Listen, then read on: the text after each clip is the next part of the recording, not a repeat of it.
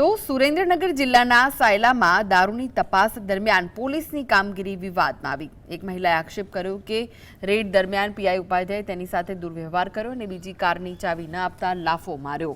મહિલાના જણાવ્યા મુજબ પોલીસ સીસીટીવીનું ડીવીઆર પણ સાથે લઈ ગઈ। ઘટના બાદ મહિલાએ સાયલા સરકારી હોસ્પિટલમાં સારવાર લઈ મેડિકલ લીગલ કેસ નોંધાવ્યો હતો।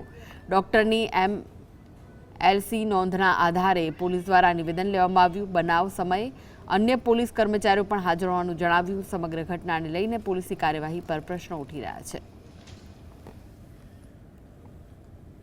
घरे पोलीस आव्या, हूँ घरमां हती त्यारे पोलीस आया, आवीने गाड़ी जोई, गाड़ी चावी मांगी, चावी आपी, मैं गाड़ी जोई एमने तो बीजी गाड़ी बाजुमां पड़ी थी।